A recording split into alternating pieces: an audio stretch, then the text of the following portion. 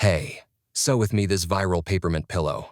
You'll find a free pattern linked in the description below.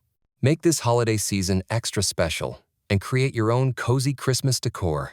And don't forget to check out my Etsy shop for the snowflake pillow pattern. It comes in 2 sizes, as well as other unique dress and bag patterns that look just like store-bought. Alright, let's get started. This method is a bit more advanced.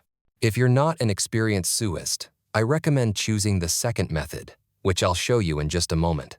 With this more difficult technique, we're trying to sew the pillow so that all the colors meet perfectly in the center, without leaving any gap.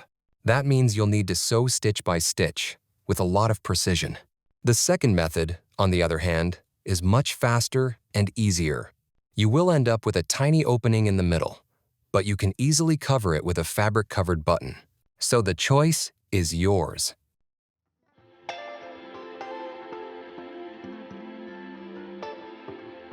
In the easier method, simply trim off the pointed corner of the pattern and sew along the line from start to finish. That's it, super quick and beginner-friendly.